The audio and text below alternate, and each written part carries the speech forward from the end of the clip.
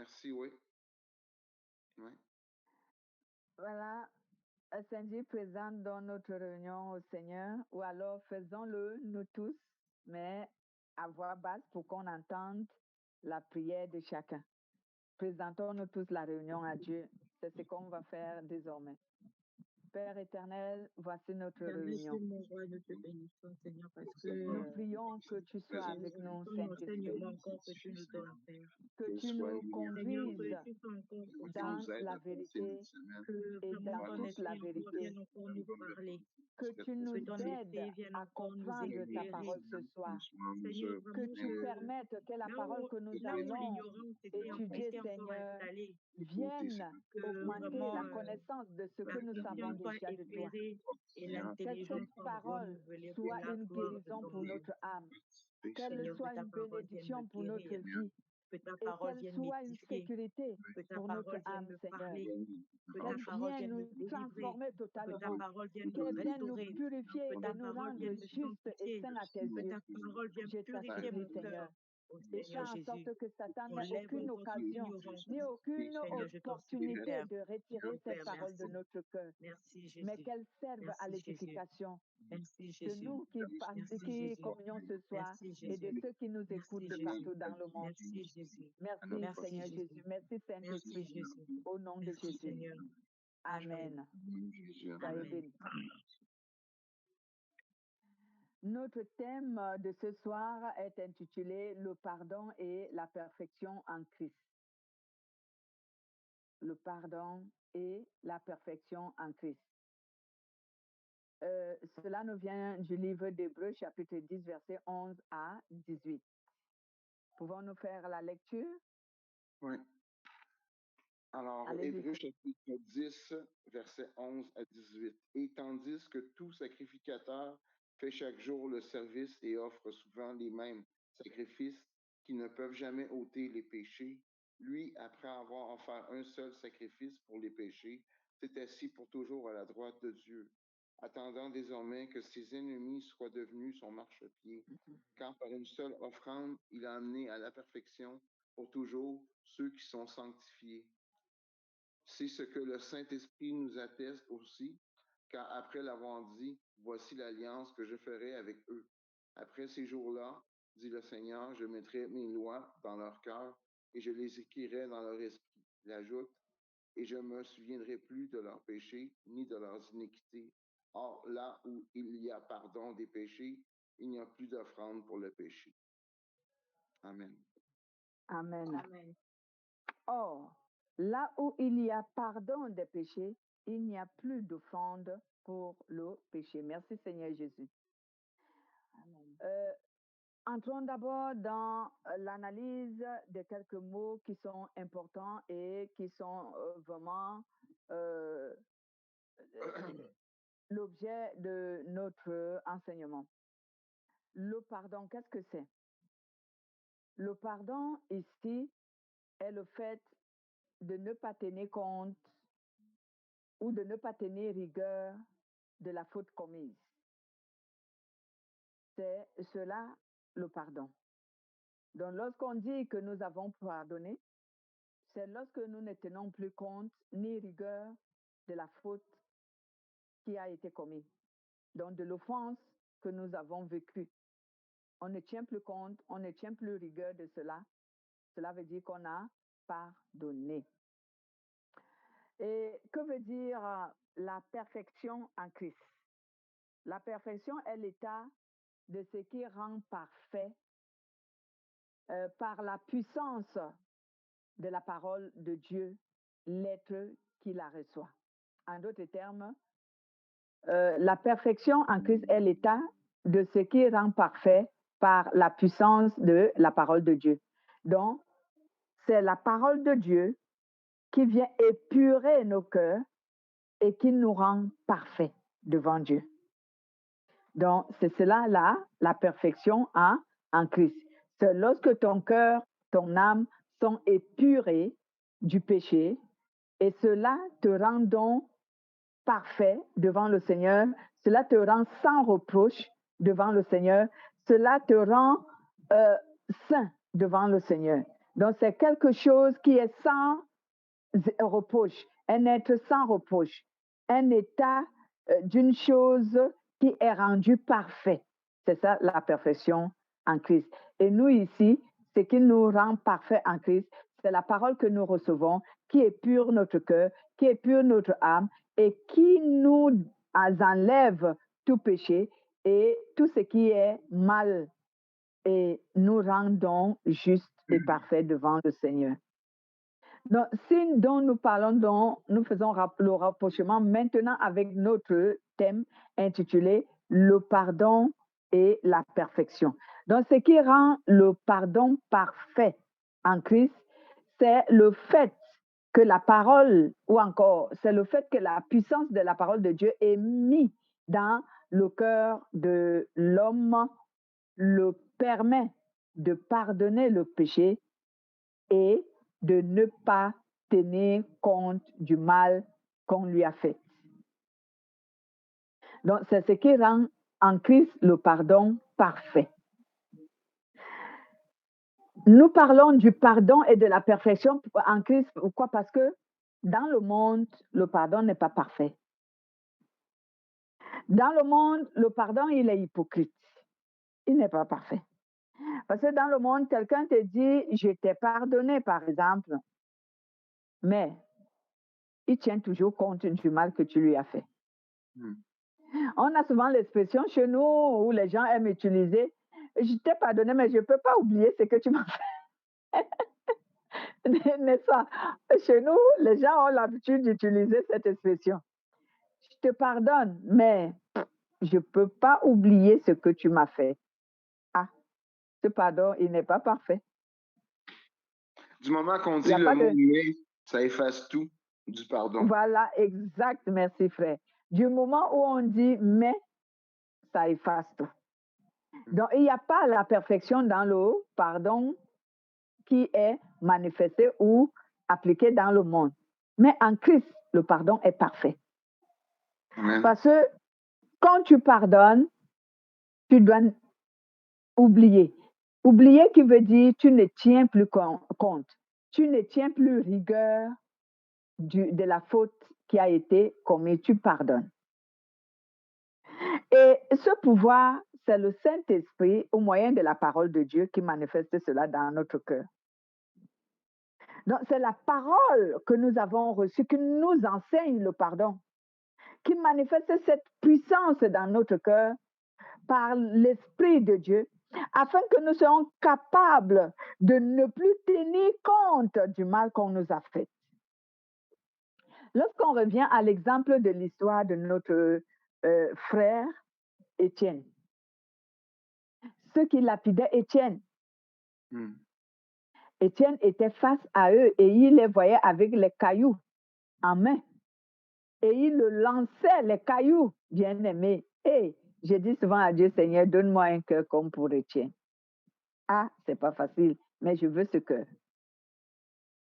Donc, Étienne était là et il lève les yeux vers le Seigneur. Les gens sont en train de te tuer. Nous, aujourd'hui, tu vas dire, Seigneur, qu'il meure aussi. Seigneur, maudis-les. Seigneur, ceci. Mais Étienne s'est tenu et il a dit à Dieu, Seigneur, ne leur retiens pas cette faute. Donc, au même titre que Jésus, lui aussi, il a utilisé ces mots, même s'ils ne sont pas pareils, où Jésus a dit, ils ne savent pas ce qu'ils font. Étienne aussi a considéré que les gens qui le lapidaient ne savaient pas ce qu'ils faisaient. Il a dit, Seigneur, ne leur tiens pas compte, ne tiens pas compte de ce péché, pardonne-leur.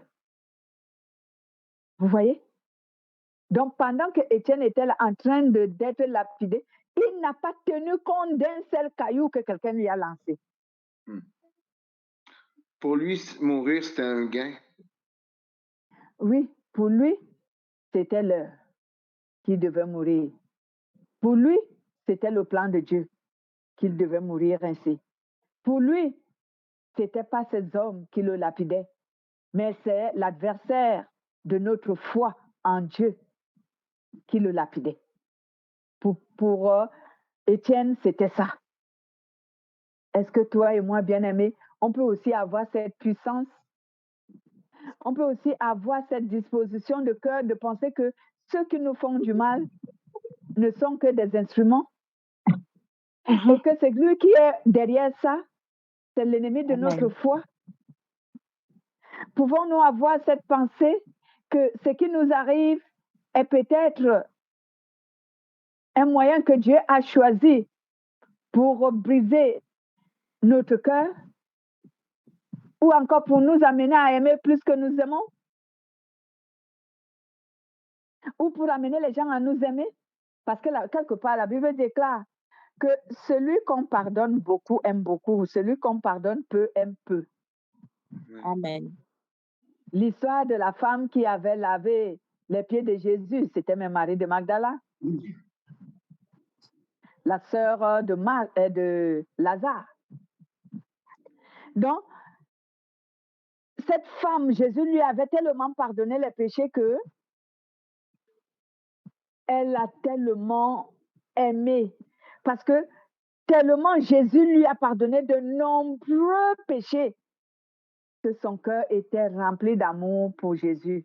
Elle est venue avec un parfum de grand prix, comme la Bible le dit, et elle a commencé à oindre les pieds de Jésus en remerciant Jésus.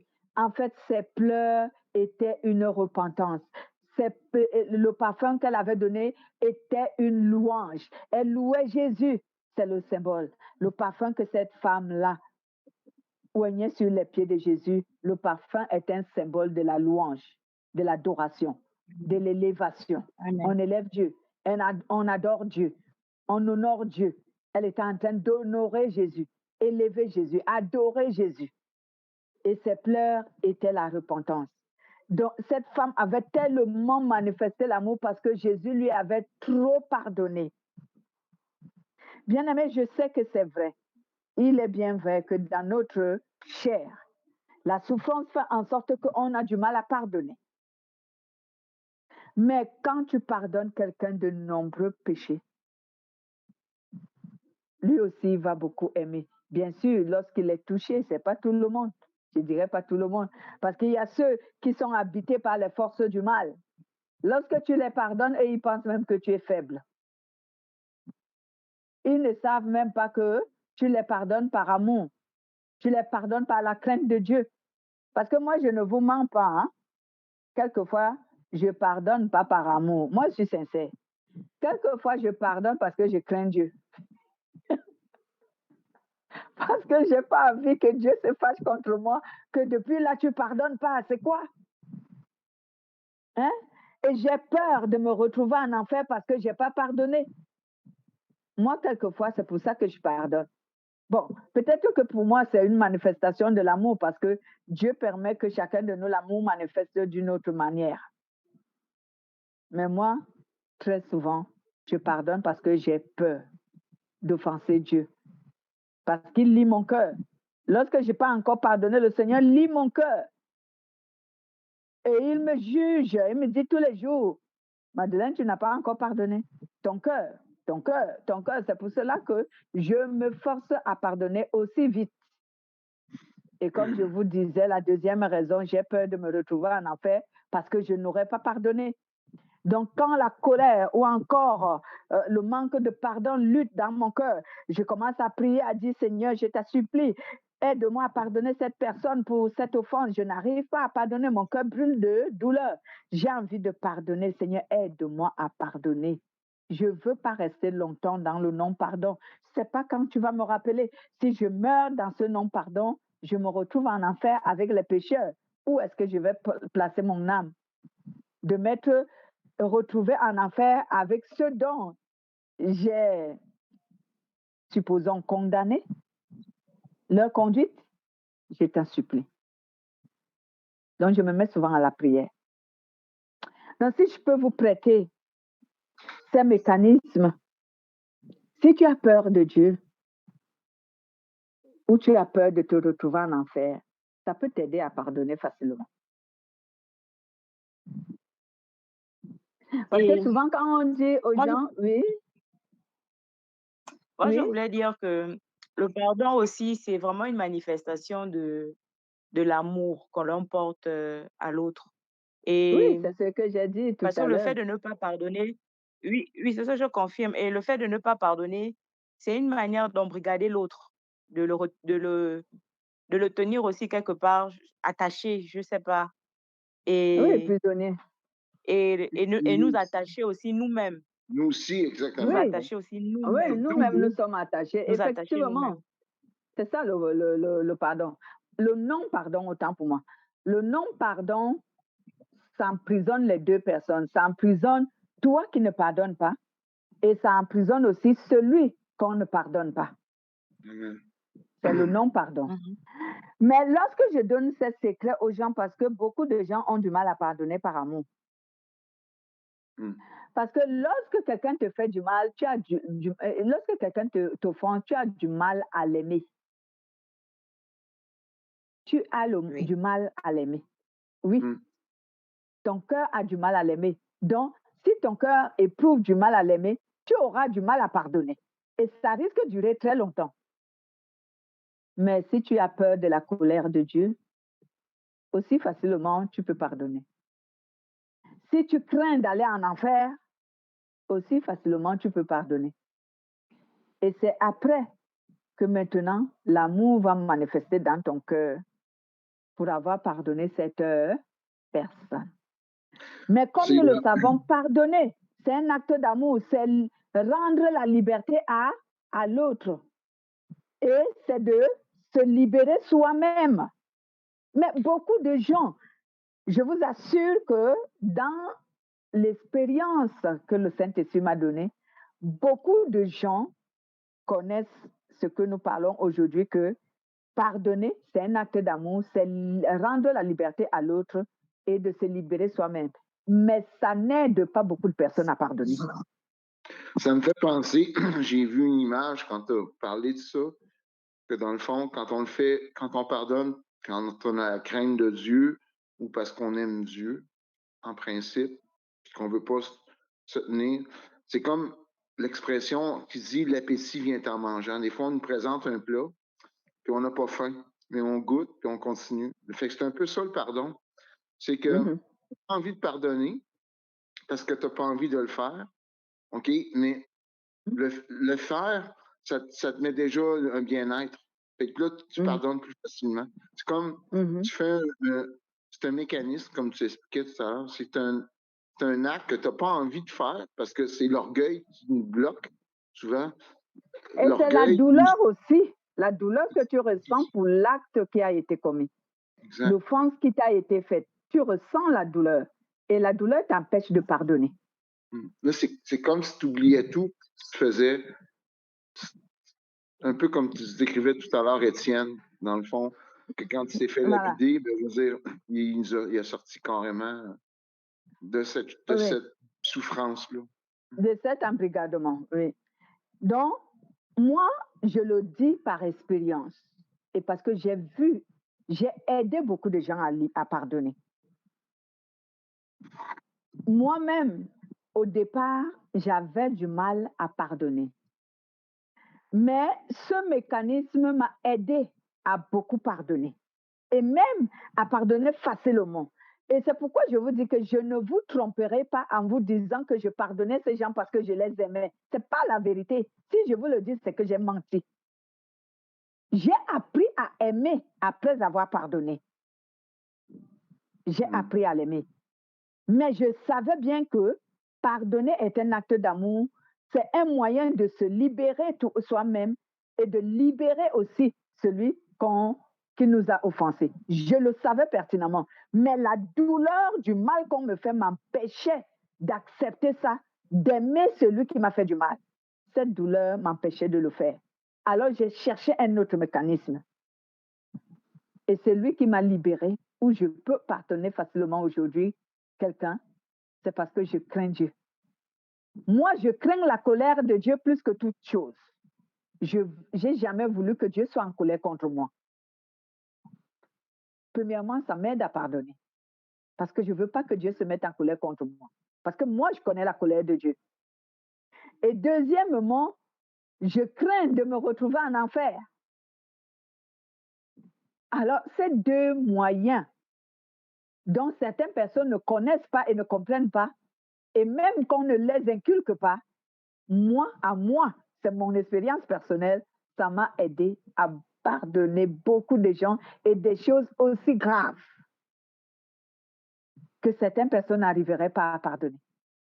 Si je m'étais limitée à ne pas faire ma propre recherche pour me libérer du non-pardon, en restant tout simplement par ce récit qu'on nous dit que c'est un acte d'amour, bien sûr que c'est la vérité, je ne contredis pas ça, que cela nous libère et que cela libère l'autre aussi, je ne contredis pas ça, c'est la vérité, mais je vous assure que la douleur que l'ennemi de notre foi fait souvent en sorte qu'on ressent, empêche beaucoup de gens de pardonner rien que par cette parole. Beaucoup ne pardonnent pas. Il va te dire pourquoi? J'ai pas besoin de l'aimer. Et c'est pas obligatoire que je dois l'aimer. Beaucoup raisonnent comme ça. Et puis il m'a fait tellement du mal que pourquoi je devrais l'aimer? Pourquoi je devrais le libérer? Donc, beaucoup peuvent faire s'emprisonner et garder prisonnier l'autre. Mais si tu as la crainte de Dieu, de la colère de Dieu, tu vas pardonner. Parce que lorsque tu ne pardonnes pas, tu vas susciter la colère de Dieu. Parce que comment le Dieu qui habite ton cœur aimerait que ton cœur soit enfermé et que ton cœur enferme aussi les gens là-dedans par le non-pardon? Le Saint-Esprit ne l'accepte pas. Si ça demeure, la Bible déclare que lorsque tu demeures longtemps dans un péché que tu pratiques, le Saint-Esprit va te quitter. Et moi, je n'ai pas envie de rester seule. J'ai besoin du Saint-Esprit. Je ne veux pas qu'il me quitte. Alors, je pardonne. C'est comme ça que moi, j'ai trouvé mes mécanismes pour pardonner facilement les gens. Mais j'ai une question à poser. Comment tu fais quand on pardonne quelqu'un qui est loin de nous? C'est facile parce qu'on n'a pas. Mais quelqu'un qui est tout le temps à côté de nous. Tu sais, des fois, là, on veut pardonner, mais ces gens-là, on a affaire à eux. C'est quoi l'autre mécanisme pour être en mesure de vivre de façon acceptable avec les gens qui nous ont fait beaucoup de mal? Moi, mon mécanisme, c'est que je conçois qu'ils sont ignorants. Et effectivement, ils sont ignorants. Parce que quelqu'un qui est vraiment connaisseur, c'est celui qui connaît la volonté de Dieu. La véritable connaissance, c'est la connaissance de la parole de Dieu. Et la vérité, nous l'avons appris, la vérité n'est autre que la parole de Dieu. Aucune autre parole là-dehors n'est la vérité. Okay. La seule vérité, c'est la parole de Dieu. Alors, Dieu lui-même dit dans sa parole, mon peuple périt faute de connaissance. Il veut dire que les humains périssent par ignorance. Donc, moi, je conçois souvent que même quand j'habite avec quelqu'un, je vis avec quelqu'un et qui m'offense, je conçois qu'il ne connaît rien. Il est ignorant. Parce que s'il connaissait, premièrement, comme je venais de dire tantôt, s'il connaissait qu'il peut mourir même tout de suite et se retrouver en enfer parce qu'il m'offense, il ne m'offenserait pas. S'il réalisait que Dieu peut manifester contre lui les conséquences de ses péchés et qu'il peut en souffrir pour m'avoir fait du mal, il ne m'offenserait pas. Mais il ne connaît pas tout ça. Il est ignorant. Même si on lui en a parlé, mais il ne connaît pas la capacité ou l'impact, voilà, l'impact de cela, il ne connaît pas. Mais donc là, lui, il va t'offenser tous les jours et à tout moment. Oui, mais là, on parle d'un chrétien qui devrait connaître la parole de Dieu, mais quelqu'un, quand on demande, quand un païen nous fait, nous fait du mal, puis on lui pardonne. Nous, parce qu'on est des enfants de Dieu, notre mécanisme, c'est de pardonner, mais lui, il ne comprendra jamais ça. Oui, mais c'est ce que je venais de dire. Parce qu'il est Et moi, je ignorant. pourrais rajouter aussi que l'humilité dans le pardon aussi joue beaucoup. Un cœur humble pardonne assez facilement parce que il ne tient pas, il ne cherche pas à se dire qu'il est en position de faiblesse, à raisonner qu'il est en position de faiblesse ou que l'autre va penser que il a fait ceci ou il a fait cela.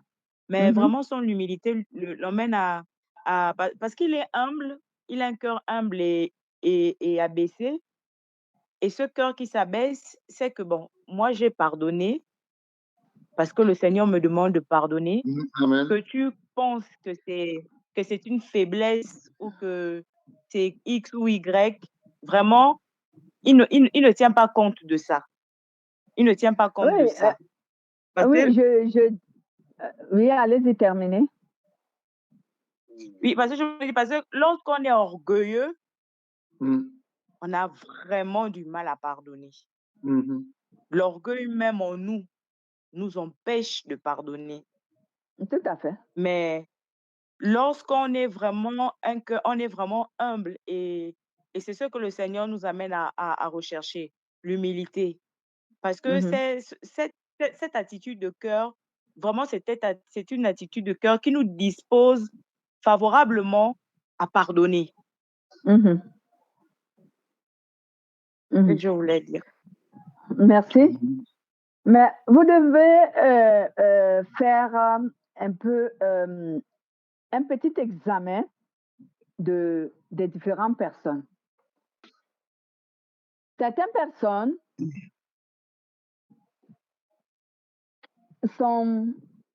ne sont pas orgueilleuses, mais elles n'arrivent pas à pardonner. Mm.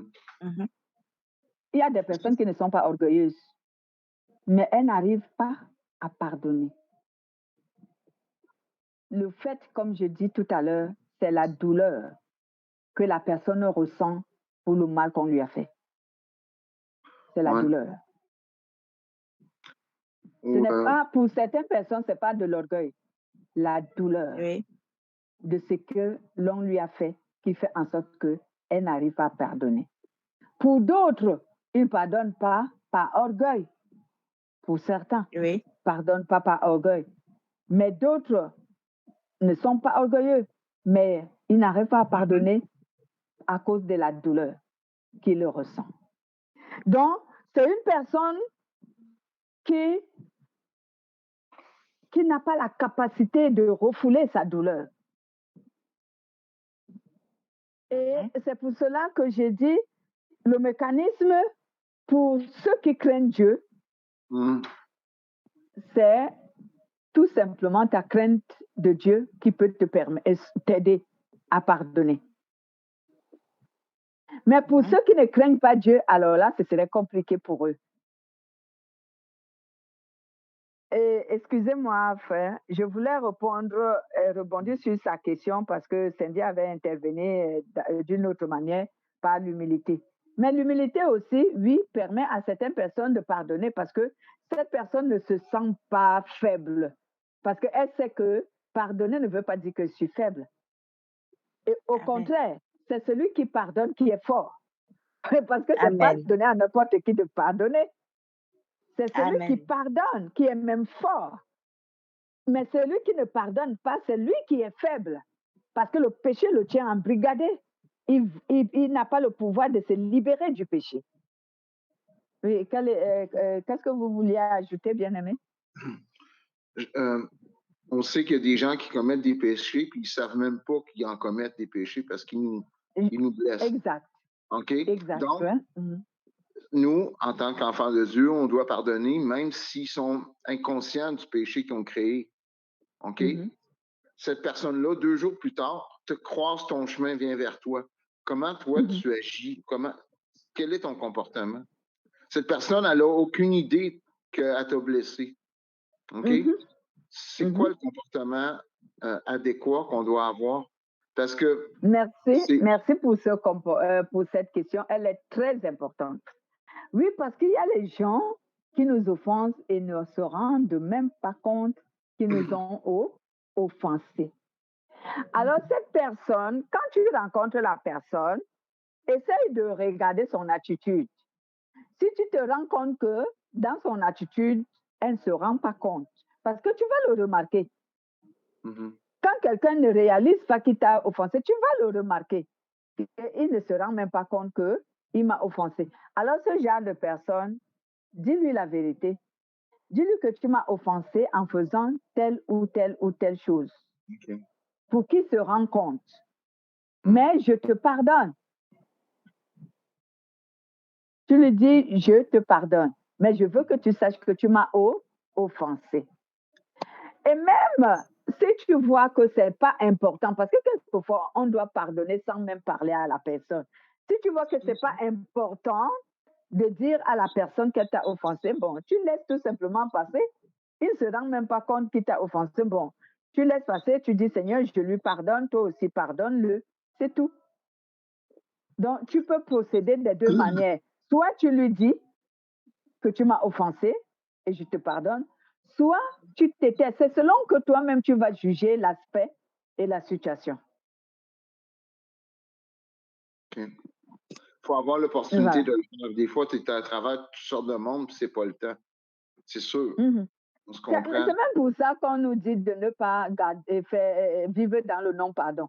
Parce qu'il y a les gens, toi, tu te tortures qui t'a fait du mal. Lui ne réalise même pas qu'il t'a fait du mal. Exact. Il est tranquille, hein? On sait. Ah ben oui, il est tranquille. C'est un piège du Il n'est diable, même pas ça aussi. gêné parce qu'il C'est un sait rien. piège. C'est un piège de l'ennemi, ça aussi. Là. Des Ouais. fois, ça peut être un piège de Lui, l'ennemi. il est tout tranquille, il est serein, il est calme, il ne sait même pas qu'il t'a offensé. Donc, si toi, tu te tortures avec le non-pardon, c'est toi qui vas te faire mal. Lui, rien. Exact. Voilà. Donc, nous étions en train de parler de ce que ce qui rend le pardon parfait en Christ, c'est parce que la puissance de la parole de Dieu est mise dans le cœur du croyant, permet à ce que le croyant ne tienne plus compte de l'offense qui lui a été faite. Donc, c'est ça qui rend parfait le pardon en Christ. Parce que la puissance de la parole de Dieu, qui est émise dans nos cœurs par le Saint-Esprit, fait en sorte que lorsque nous pardonnons, on ne tient plus rigueur du mal que la personne nous a fait et cela rend notre pardon parfait. Alors que dans le monde, il est compliqué que l'on ne tienne plus rigueur du mal que tu lui as fait. Comme je disais tantôt, il te dira, par exemple, je t'ai pardonné, mais je n'oublie pas ce que tu m'as fait. Et comme le frère disait, lorsqu'il y a un mais, il y a déjà opposition, il y a déjà quelque chose qui ne va pas. Le sacrifice de Jésus-Christ rend donc le pardon parfait. Et cela parce que le sang de Jésus-Christ ôte les péchés et accorde à ceux qui se repentent de leur faute la miséricorde. Donc, j'aimerais dire ici que le sacrifice de Jésus-Christ rend le pardon parfait en Christ. Et cela parce que le sang de Jésus qui a été versé pour la rémission des péchés, pour l'expiation des péchés, cela efface les péchés, cela ôte les péchés et accorde à ceux qui se repentent de leurs péchés la miséricorde. Donc, par exemple, lorsque nous pardonnons une personne et qu'on ne tient plus compte du péché qu'il nous a fait, alors c'est qu'on a effacé, devant Dieu, on a effacé l'existence de ce péché. C'est comme si ce péché n'avait jamais été fait. C'est comme si ce péché n'existait plus. C'est ça. C'est ça qu'on appelle rendre libre l'autre et se donner à soi-même la liberté. Donc, on efface. Lorsque tu ne tiens plus compte du péché que l'homme t'a fait, c'est que tu as effacé l'acte dont il a fait contre toi. L'offense dont il a fait, tu as effacé cela.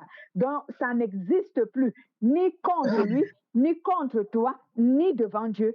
Ce péché, c'est comme s'il n'avait jamais été fait. C'est de cette manière que Dieu nous a pardonné. Amen.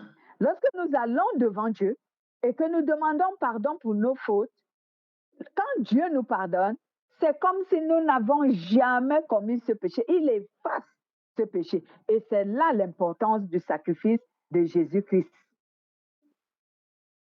Ce n'est pas la seule importance, mais c'est l'une d'elles. Parce que le sacrifice de Jésus-Christ fait en sorte que les péchés des hommes ne soient plus tenus en compte. Les péchés des hommes ne soient plus tenus. Dieu ne tient plus rigueur de leurs péchés. Mais attention, c'est quand tu te repens, j'ai insisté, si tu ne te repens pas de tes péchés sont toujours tenus en compte. Cela veut dire que tes péchés sont toujours comptés devant Dieu. Dieu les compte toujours. Mais lorsque tu te repens d'un péché, Dieu efface ce péché à cause du sacrifice de Jésus. Dieu efface ce péché et ce péché n'est plus tenu en compte. C'est comme si tu ne l'avais jamais pratiqué. C'est comme si tu ne l'avais jamais commis. Dieu efface. Lisons un peu Romains chapitre 3, verset 25 à 26. Romains.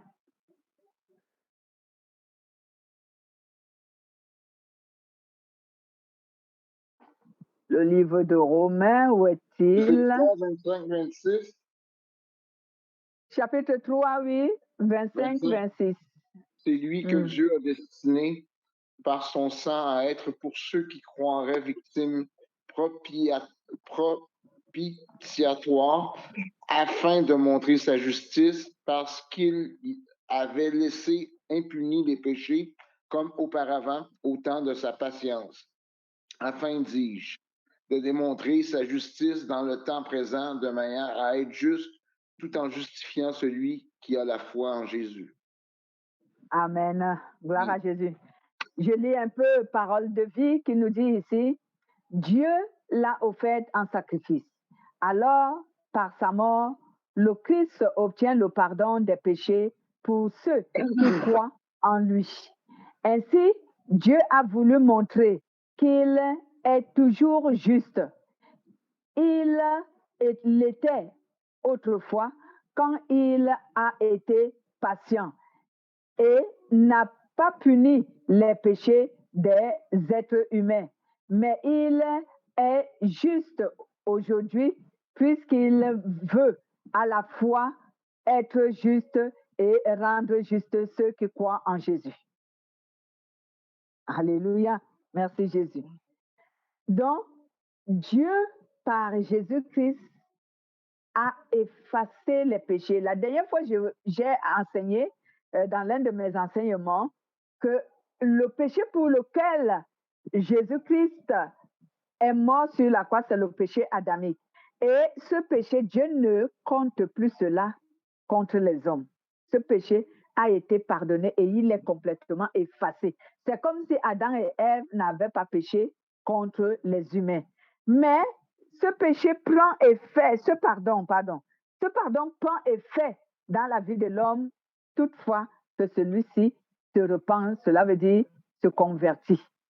Si tu n'es pas converti, est-ce que c'est ce péché-là qui te condamnera? Non, Dieu l'a effacé. Ce qui va te condamner, c'est que tu as refusé le salut. C'est tout ce qui va te condamner.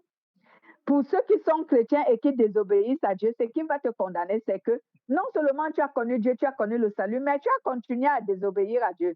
C'est ce qui va te condamner. Donc, Dieu a donc effacé, et jusqu'à aujourd'hui, Dieu continue à effacer le péché, puisque le sang de Jésus continue à parler. Le sang de Jésus est toujours en vigueur. Le sang de Jésus ne finira jamais. Il est toujours en vigueur.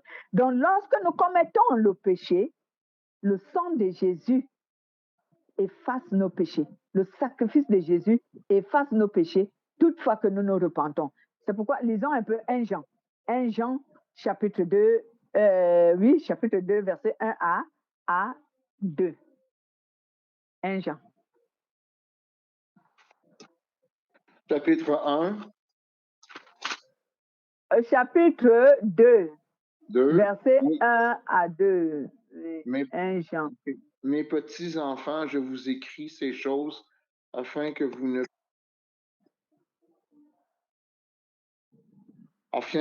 ne péchiez point.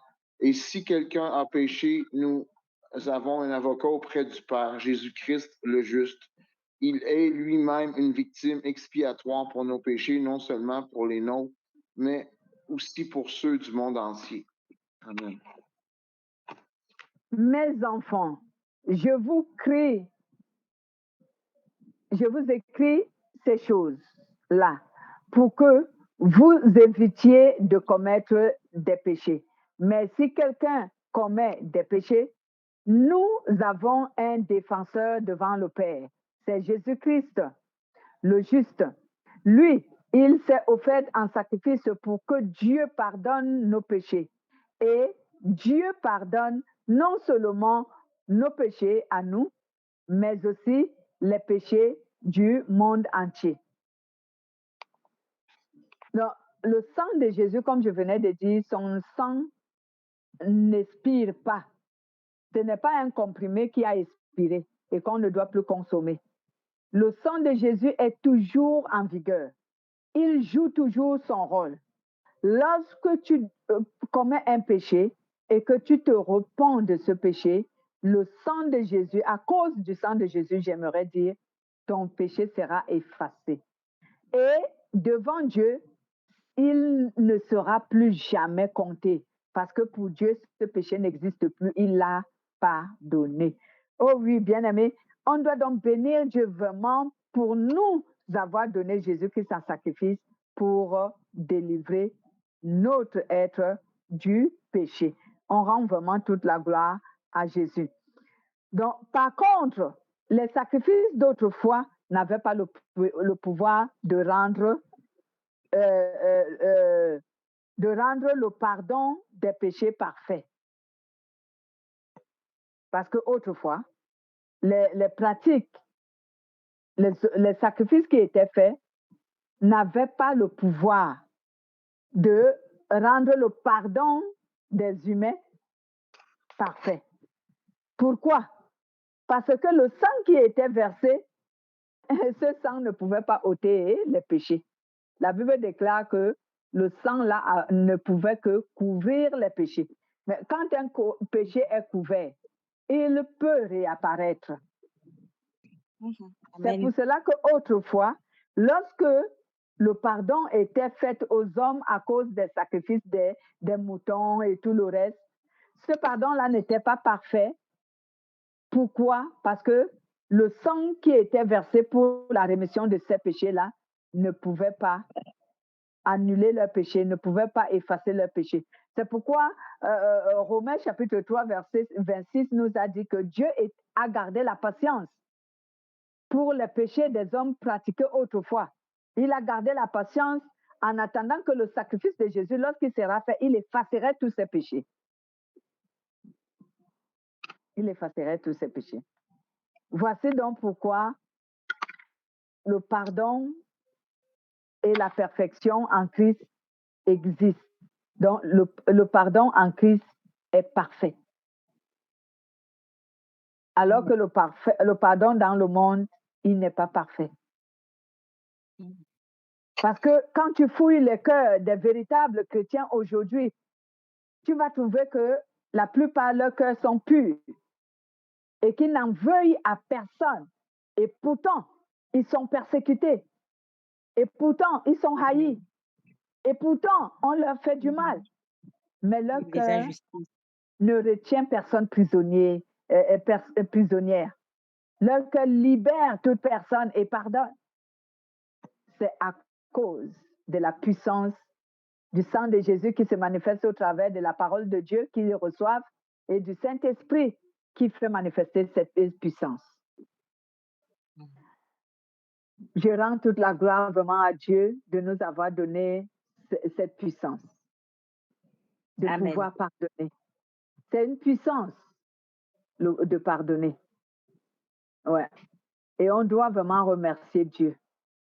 Parce que beaucoup de gens sont prisonniers aujourd'hui à cause du non-pardon. Mais un véritable enfant de Dieu, le non-pardon ne l'emprisonne plus, ne l'embrigade plus. Son cœur est pur parce qu'il a pardonné tout le monde.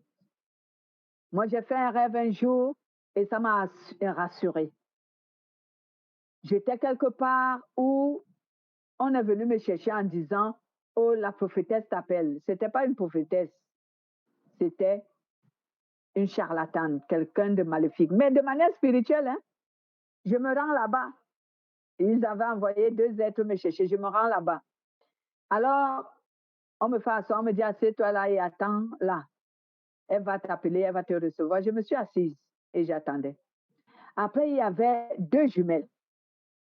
Dans mon rêve, ces jumelles-là avaient une renommée d'être très méchantes et très violentes. Il y a une qui est montée vers moi et qui a fixé ses regards sur ma poitrine. Et elle s'est redressée. Elle a regardé le groupe dont elle était.